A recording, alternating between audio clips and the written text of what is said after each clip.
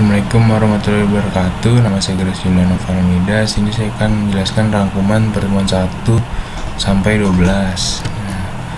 Pertemuan 1, komputer secara umum adalah seperangkat alat elektronika yang dapat menerima masukan, yaitu input, dan melakukan pengolahan data proses untuk menghasilkan keluaran, yaitu output, berupa informasi yang berguna dan bermanfaat.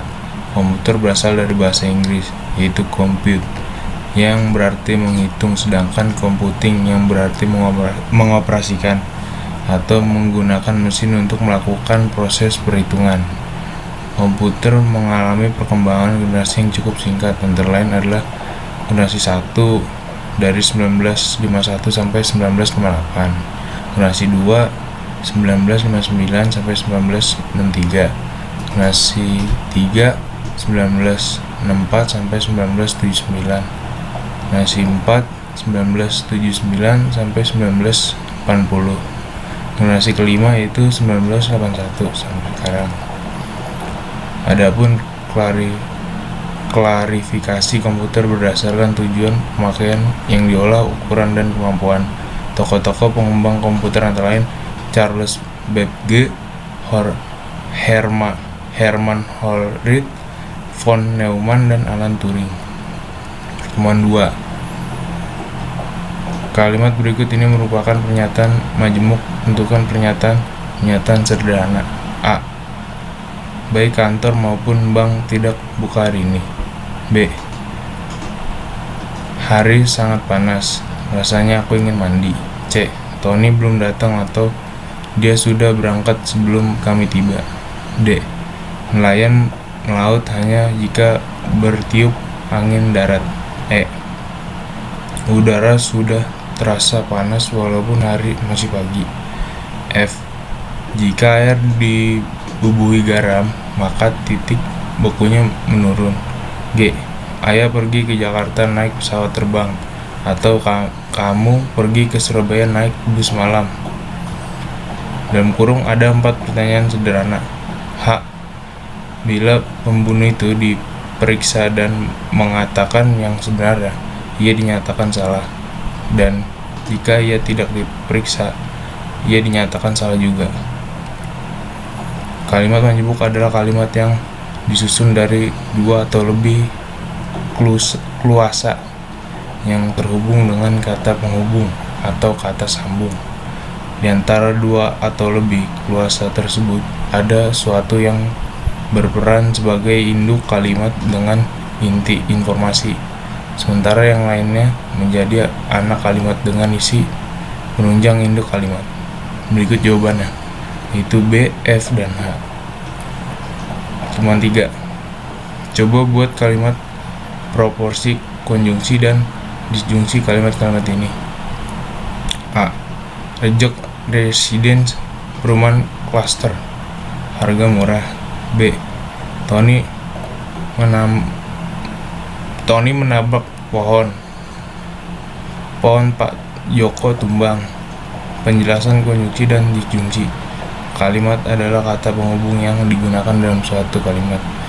Disjungsi adalah pernyataan majemuk dengan kata hubung atau, sehingga notasi P, Vicky dibaca P atau Ki. Kalimat konjungsi. 1. Perumahan klaster, rajek residen, dan harganya murah. Tony menabrak pohon dan pohon Pak Joko tumbang. Yaitu disjungsinya kan. 1. Rajek residen, perumahan klaster atau harga murah. 2. Tony menabrak pohon atau pohon Pak Joko tumbang. Pertemuan 4. Dengan menggunakan konstanta proporsional. A. Bowo kaya raya, dan B. Bowo hidup bahagia. Ubahlah pernyataan-pernyataan berikut ini menjadi bentuk logika simbolik. 1. Bowo tidak kaya dan tidak hidup bahagia. 2. Bowo tidak kaya raya dan hidup bahagia. Bowo kaya raya atau tidak bahagia. 4. Bowo miskin dan hidup bahagia. 5. Bowo kaya raya maka ia hidup bahagia. 6. Bowo hidup bahagia jika dan hanya jika ia kaya raya. Arti simbol logika. Tidak, not, negasi, tidak. Dan ini tandanya dan, and, konjungsi, titik-titik, dan. Jadi skip. 5. Pertemuan 5. A. Jika Andre tidak sekolah, maka Andre tidak akan pandai. B. Jika Andre pandai, maka Andre pasti sekolah. Proporsi di atas buatlah menjadi bentuk notasi dan gambarkan tabel kebenaran. Pembahasan. A. Sama dengan panah kanan, B sama dengan tanda panah kanan, A, V, B. Pembuktian. A sama dengan tanda kanan, B sama dengan kanan, A, V, B. Tabel kebenaran. Ya kayak gini tabel kebenarannya kurang lebih. Ya, lanjut ke pertemuan 6. Bisa menjelaskan sifat distributif dan komutatif dalam hukum-hukum logika. Pembahasan. Sifat distributif adalah sifat operasi hitung dengan dua operasi hitung yang berbeda. Salah satu operasi hitung berfungsi sebagai operasi penyebaran dan operasi lainnya digunakan untuk menyebarkan bilangan yang dikelompokkan dalam tanda kurung. Sifat distributif juga disebut dengan hukum distributif. Sifat distributif dapat dirumuskan sebagai berikut. A. Pangkat kali dalam kurung B plus C sama dengan A kali B plus dalam kurung A kali C sama dengan D. Rumus di atas disebut distributif. Perkalian terhadap penjumlahan. A adalah bilangan yang distributifkan, B dan C adalah bilangan yang dikelompokkan, D adalah hasil operasi hitungan. 2. Sifat komutatif adalah sifat operasi hitungan terhadap dua bilangan yang memenuhi pertukaran letak antara bilangan sehingga menghasilkan hasil yang sama. Sifat komutatif juga disebut dengan hukum komutatif. Sifat komutatif dapat dirumuskan sebagai berikut. A plus B sama dengan B, A plus B sama dengan B plus A sama dengan C. A dan B adalah dua bilangan yang dioperasikan. C adalah hasil dari operasi hitungan. Terangan. Operasi hitung yang memenuhi sifat komutatif menghasilkan hasil yang sama walaupun letak bilangan yang dihitung saling ditukarkan. Temuan 7. Pengertian tautologi, kontradiksi, dan contigen. Tautologi adalah suatu pernyataan majmuk yang bernilai benar untuk setiap kemungkinan. Jadi tautologi berlawanan dengan kontradiksi. Hal ini dapat dibuktikan menggunakan tabel kebenaran ataupun sifat-sifat logika. Kontradiksi adalah kebalikan dari tautologi, yaitu suatu bentuk pernyataan yang hanya mempunyai contoh substansi yang salah atau sebuah pernyataan majmuk yang salah dalam segala hal tanpa memandang nilai kebenaran dan komponen-komponennya. Kontigen adalah suatu ekspresi logika yang mempunyai nilai benar dan salah dalam tabel kebenaran tanpa memperdulikan nilai kebenaran dari proporsi-proporsi yang berada di dalamnya. Temuan 8. Tentukan sebuah kontraposisi dari pernyataan berikut. A. Jika dia bersalah, maka dimasukkan ke dalam penjara. B. Jika 6 lebih besar dari 0, maka 6 bukan bilangan negatif. C. Iwan lulus ujian hanya jika ia belajar. D. Hanya jika ia tidak terlambat, maka ia akan mendapat pekerjaan. Perlu ada angin agar layang-layang bisa terbang. F. Cukup hari ini hujan agar hari ini dingin. Penyelesaian. A. Jika ia tidak dimasukkan ke dalam penjara, maka ia tidak bersalah. B. Jika 6 bilangan negatif, maka 6 tidak lebih besar dari 6. C. Jika Iwan lulus ujian, maka ia sudah belajar. Kontraposisi, jika Iwan tidak belajar, maka ia tidak lulus ujian. D. Jika ia mendapatkan pekerjaan, maka ia tidak terlambat. Kontraposisi, jika ia terlambat, maka ia tidak akan mendapatkan pekerjaan itu. E. Ada angin adalah syarat perlu agar layang-layang bisa terbang. Ekivalen dengan jika layang-layang bisa terbang, maka hari ada angin. Kontraposisi, jika hari tidak ada angin, maka layang-layang tidak bisa terbang. F. Hari hujan adalah syarat cukup agar hari ini dingin. Ekivalen dengan jika hari hujan, maka hari ini dingin. Kontraposisi, jika hari ini tidak dingin, maka hari ini tidak hujan. Tentukan kontraversi invers dan kontraposisi dari jika Amir mempunyai mobil, maka ia orang kaya. Pembahasan. P. Mobil. Q. Orang kaya. Converse. Jika Amir orang kaya, maka ia mempunyai mobil. Inverse. Jika Amir tidak mempunyai mobil, maka ia bukan orang kaya. Kontraposisi. Jika Amir bukan orang kaya, maka ia tidak mempunyai mobil.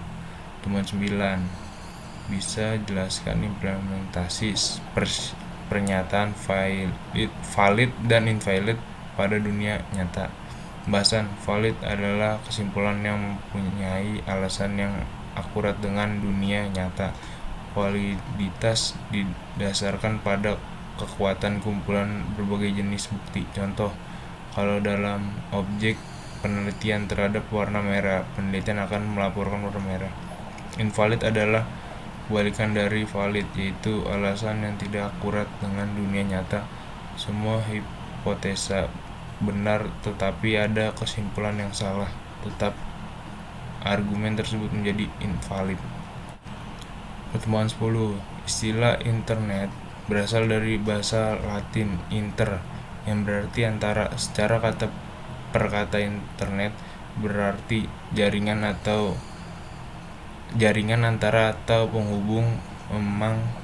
Memang itulah fungsinya. Internet menghubungkan berbagai jaringan yang tidak saling bergantung pada satu sama lain sedemikian rupa sehingga mereka dapat berkomunikasi. Sistem apa yang digunakan pada masing-masing jaringan tidak menjadi masalah, apakah sistem DOS atau Unix. Sementara jaringan lokal biasanya terdiri atas komputer jenis misalnya DOS atau Unix. Internet mengatasi perbedaan berbagai sistem operasi dengan menggunakan bahasa yang sama oleh semua jaringan dalam pengiriman data. Pada dasarnya inilah yang menyebabkan cara akses internet. 1. Sambungan langsung ke network. 2. Sambungan dengan menggunakan slip atau PPP. 3. Sambungan langsung ke online service seperti BBS atau CompuServe. Pelayanan utama dalam internet. Software yang mendukung internet menyediakan banyak pelayanan teknis. 1. Pelayanan mail, pelayanan untuk mengirim dan menerima pesan.